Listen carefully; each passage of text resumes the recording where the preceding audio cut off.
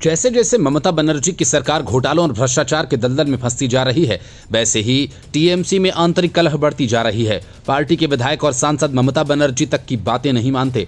पहले वित्त विधेयक के पारित होने के दिन टीएमसी के दर्जनों विधायक विधानसभा आए ही नहीं। नौबत सरकार के गिरने तक की आ गई।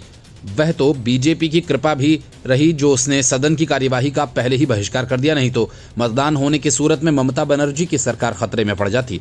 इसके बाद वक्फ संशोधन बिल पर मतदान में टीएमसी के 3 सांसद बिना बताए गायब हो गए और सारा विवाद थमा भी नहीं था कि टीएमसी के सांसद आपस में लड़ने लगे। ये लड़ाई इस हद तक बढ़ी कि पार्टी के व्हाट्सएप ग्रुप में बहस होने लगी। बात इतनी ही होती तो ठीक था, लेकिन बड़ी बात यह कि टीएमसी सांसदों के व्हाट्सएप ग्रुप के कई पेज लीक हो गए और बीजेपी के हाथ लग गए।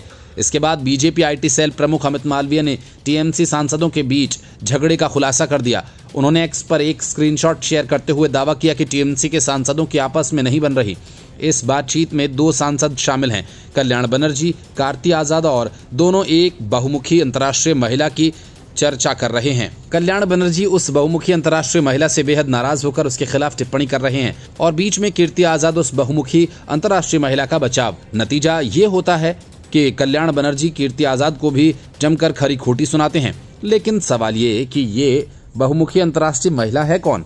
हालांकि ये अंदाजा आसानी से लगाया जा सकता है कि वो महिला कौन है। अमित मालवीय ने एक्स पर लिखा कि 4 अप्रैल 2024 को 2 टीएमसी सांसदों के बीच भारत के चुनाव आयोग के मुख्यालय में सार्वजनिक तकरार हुई, जहां वे एक ज्ञापन जमा करने गए थे। ऐसा लगता है कि पार्टी ने अपने सांसदों को संसद कार्यालय में इकट्ठा होने और ज्ञापन पर हस्ताक्षर करने के बाद चुनाव आयोग जाने का निर्देश दिया था।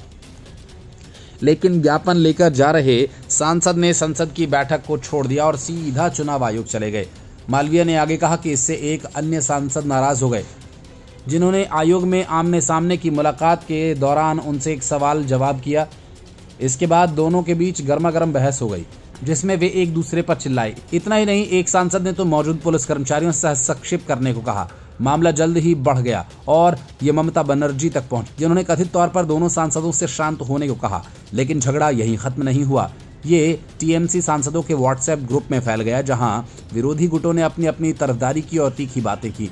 अमित मालवीय ने इन सब के बीच कहा कि एक सवाल अभी भी बना हुआ है कि आखिर बहुमुखी अंतर्राष्ट्रीय महिला कौन है। ये रहस्य दुनिया के लिए हल करने वाली पहेली है। दिल्ली में बहिष्कृत किए गए अरविंद केजरीवाल और मनीष सिसोदिया इन दिनों पंजाब में बैठे हैं। ये दोनों सिर्फ पंजाब में बैठे नहीं हैं, बल्कि दिल्ली की तरह पंजाब को पैसे कमाने की मशीन बनाने के लिए बहुत कुछ कर भी रहे हैं।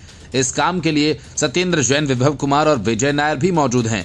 इस सब ने मिलकर पंजाब की पूरी सत्ता पर अपना कब्जा कर लिया है और सबसे पहले राज्य की शिक्षा व्यवस्था को अपना निशाना बनाया। और यही वजह है कि बीजेपी महासचिव तरुण चुग ने सरकारी स्कूल्स में सुधार के उद्देश्य से राज्य सरकार की शिक्षा क्रांति के नाम पर घोटाले का आरोप लगाने वाली रिपोर्ट का हवाला दिया और भगवंत मान सरकार पर जोरदार हमला बोला।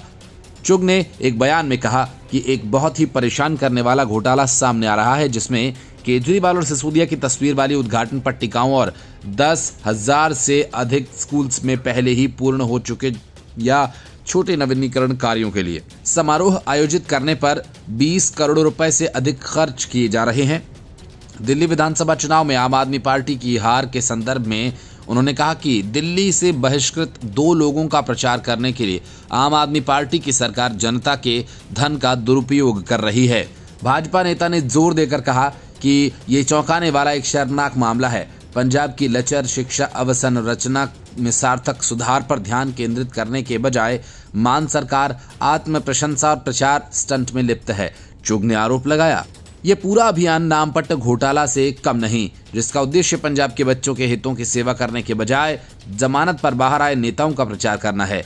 उन्होंने पट्टिकाओं पर खर्च किए गए 20 करोड़ रुपए की उच्च स्तरीय लेखा परीक्षा और जांच कराए जाने की मांग की और कार्यक्रम को तत्काल रोकने का आह्वान किया। लेकिन इससे रोकने के बजाय भगवंत मान की सरकार ने राज्य के हर स्कूली शिक्षक को अपने डीपी में सीएम की तस्वीर लगाने के लिए आदेश दे दिया और उनके कार्यक्रमों को प्रचारित करने का फरमान सुना दिया, जिसके बाद से पंजाब की सियासत में काफी हलचल है। लेकिन केजरीवाल और सिसोदिया पहले की तरह अब भी अपने काम में जुटे हैं और सरकारी खर्च पर सत्ता का सुख उठा रहे हैं।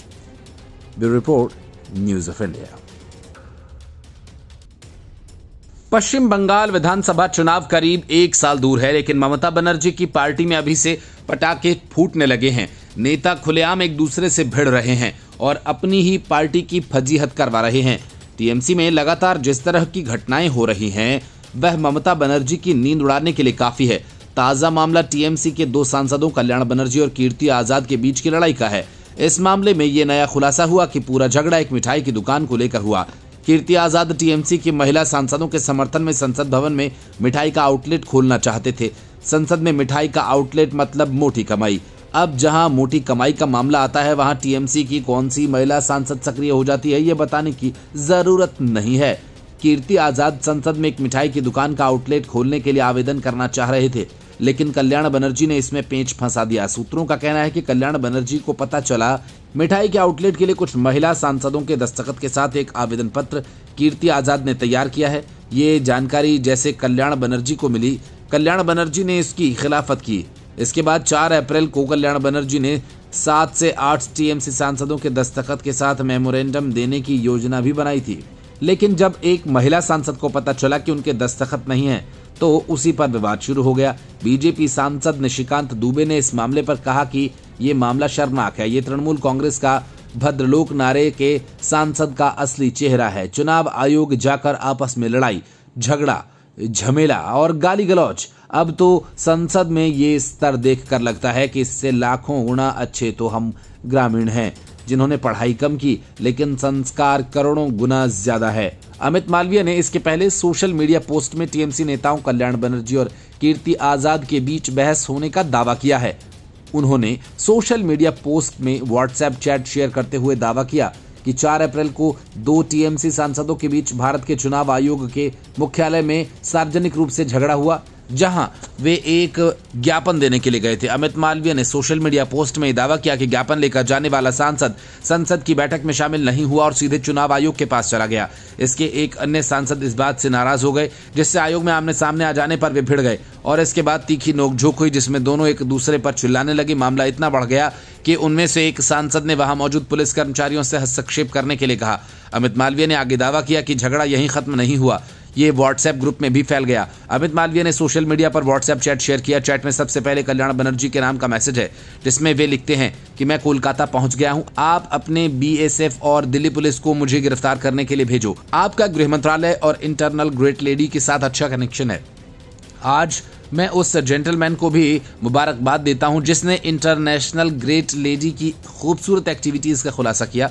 उस वक्त उनके पीछे केवल उनका एक बॉयफ्रेंड नहीं खड़ा था। चैट में आगे लिखा गया कि ये मूर्ख आदमी जिसे वो बीएसएफ द्वारा गिरफ्तार करवाना चाहती थी उसके पीछे खड़ा था।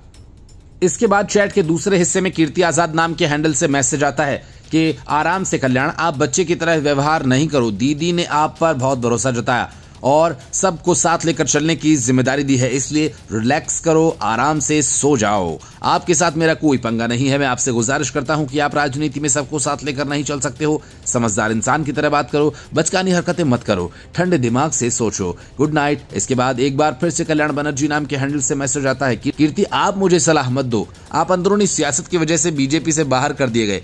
आप मुझसे सीनियर नहीं हो। आप पार्टी को बेच देना चाहते हो। आप अभी इंटरनल पॉलिटिक्स के कैप्टन हो।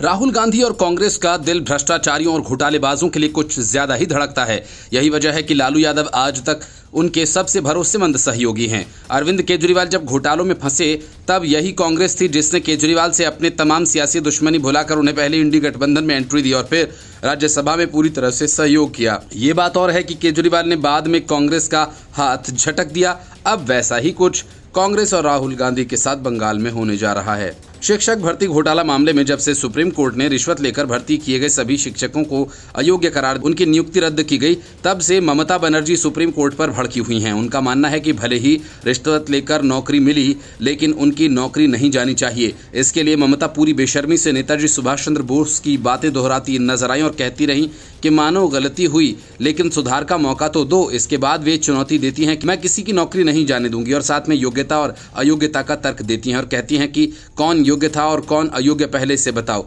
ऐसे में सवाल कि जब सारी उत्तर पुस्तिकाओं को कबाड़ी में पहले ही बेच दिया गया तो फिर कैसे साबित किया जा सकता है कि कोई योग्य था या अयोग्य। लेकिन इस तथ्य से सियासत का क्या, अब ममता बनर्जी के सुर में सुर मिलाते हुए राहुल गांधी ने राष्ट्रपति को पत्र लिखा है और वही ममता बनर्जी की बातों को दोहरा रहे हैं कि योग्य की नौकरी नहीं जानी चाहिए। राहुल गांधी ने इस मामले में राष्ट्रपति से हस्तक्षेप किए जाने की मांग की। राहुल गांधी का कहना है कि निष्पक्ष तरीके से चुने गए उम्मीदवारों को जारी रखने के लिए अनुमति मिलनी चाहिए। राहुल गांधी ने इस संबंध में सोशल मीडिया प्लेटफॉर्म एक्स पर पोस्ट किया। राहुल ने अपने पोस्ट में लिखा कि मैंने भारत की माननीय राष्ट्रपति श्रीमती द्रौपदी मुर्मू जी को पत्र लिखकर पश्चिम बंगाल में हजारों योग्य स्कूल शिक्षकों के मामले में हस्तक्षेप किए जाने की मांग की है, जिन्होंने न्यायपालिका द्वारा शिक्षक भर्ती प्रक्रिया को रद्द किए जाने के बाद अपनी नौकरी खो दी। उन्होंने आगे कहा कि मैंने उनसे अनुरोध किया कि वे सरकार से ये सुनिश्चित करने के लिए आवश्यक कदम उठाने का आग्रह करें कि निष्पक्ष तरीके से चुने गए उम्मीदवारों को जारी रखने की अनुमति दी जाए।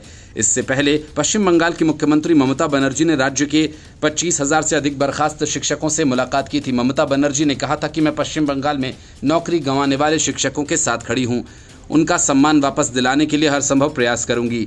जब तक मैं जिंदा हूँ किसी को भी अपनी नौकरी नहीं छीनने दूंगी। सुप्रीम कोर्ट के हालिया आदेश के कारण नौकरी गंवाने वाले कई पात्र शिक्षकों ने ताजी इंडोर स्टेडियम में बैठक के दौरान पश्चिम बंगाल की मुख्यमंत्री ममता बनर्जी के आश्वासन पर असंतोष जताया था। इन बर्खास्त शिक्षकों ने दावा किया कि उनकी नौकरी को बहाल करने के संबंध में कोई ठोस गारंटी नहीं दी गई। अब जो सियासत राहुल गांधी और ममता बनर्जी कर रहे हैं उससे लगता नहीं कि कुछ हो पाएगा। दिल्ली मॉडल की तरह पंजाब की शिक्षा व्यवस्था से मोटी कमाई करने में जुटे अरविंद केजरीवाल, मनीष सिसोदिया और भगवंत मान ने एक नया कारनामा कर दिया।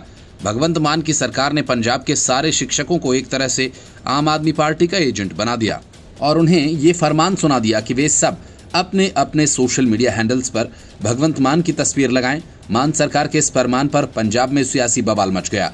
असल में हाल ही में पंजाब सरकार ने पंजाब शिक्षा क्रांति अभियान की शुरुआत, इसमें स्कूल्स के सभी शिक्षकों को सीएम भगवंत मान की तस्वीर वाला एक डिजाइन पोस्टर अपने व्हाट्सएप डीपी में लगाने को कहा गया। इसे लेकर विवाद खड़ा हो गया है। वहीं शिक्षा मंत्री हरजोत सिंह बैंस ने सरकार के इस कदम का बचाव किया। पंजाब सरकार का यह अभियान 7 अप्रैल से शुरू हो गया है। इसमें स्कूल्स में इंफ्रास्ट्रक्चर को अपग्रेड किया जाएगा। इसका उद्घाटन स्थानीय विधायकों, मंत्रियों और सांसदों द्वारा रिबन काट कर किया जाएगा। साथ ही सोशल मीडिया पर इसका प्रचार प्रसार करने की सलाह दी गई है। इसके अलावा शिक्षकों को कथित रूप से अपने सोशल मीडिया अकाउंट्स को ऑफिशियल बनाने और पंजाब शिक्षा क्रांति का हैशटैग चलाकर अभियान से जुड़ी तस्वीरें और वीडियोस पोस्ट करने के लिए कहा गया। एडवाइजरी के सामने आते ही डेमोक्रेटिक टीचर्स फ्रंट यानी DTF पंजाब समेत भाजपा और कांग्रेस ने इसका विरोध किया। DTF के प्रमुख विक्रम देव सिंह ने आरोप लगाया कि सरकार शिक्षकों को राजनीतिक प्रचार का उपकरण बना रही है। उन्होंने कहा कि अब स्कूल्स के प्रिंसिपल्स को, हेडमास्टर्स को इवेंट मैनेजर बना दिया गया। भाजपा नेता मनजिंदर सिंह सिरसा ने ट्वीट कर कहा कि पंजाब शिक्षा क्रांति नहीं, शिक्षा की चिता है। पंजाब में शिक्षकों का शर्मनाक दुरुपयोग किया जा रहा है। अब उन्हें आम आदमी पार्टी की सोशल मीडिया टीम बना दिया गया है। एक्स अकाउंट बनाने और प्रचार पोस्ट करने और विधायकों के कार्यक्रमों की लाइव स्ट्रीमिंग करने को कहा जा रहा है। पूर्व शिक्षा मंत्री परगट सिंह ने एडवाइजरी का विरोध करते हुए कहा कि सोशल मीडिया पर दीवानी भगवंत मान सरकार अब शिक्षकों को अपना IT सेल बना रही है। स्कूल्स की मामूली मरम्मत को क्रांति बताया जा रहा है। भाजपा के राष्ट्रीय प्रवक्ता प्रदीप भंडारी ने कहा कि दिल्ली की तरह ही आम आदमी पार्टी सरकार का शिक्षा मॉडल पंजाब में फ्लॉप हुआ है। प्रदीप भंडारी ने कहा कि पंजाब में अरविंद केजरीवाल और भगवंत मान की तानाशाही सरकार है, जो शिक्षकों को बतौर राजनीतिक एजेंट के तौर पर इस्तेमाल कर रही है। दिल्ली से पंजाब तक इन्होंने शिक्षा के क्षेत्र में क्रांति लाने का वादा किया, लेकिन इनका PR मॉडल फ्लॉप हो गया। दिल्ली में जनता ने केजरीवाल को जवाब दिया। पंजाब में अब जनता ने तय कर लिया कि भगवंत मान की सरकार को सबक सिखाएंगे। उन्होंने कहा कि यहाँ के सरकारी स्कूल्स में छात्रों के पास शौचालय जाने के लिए भी व्यवस्था नहीं है। भगवंत मान सरकार ने बस पंजाब को लूटने का काम किया। यहाँ के शिक्षकों पर दबाव बनाया जा रहा है। वे अपने सोशल मीडिया प्लेटफॉर्म की DP में भगवंत मान की फोटो लगाएं। मैं समझता हूं कि जल्द ही इनकी भ्रष्टाचारी सरकार से जनता मुक्त होगी। यहाँ की जनता ने मान की सरकार को जड़ से उखाड़ फेंकने का फैसला कर लिया है। Bureau report, news of India.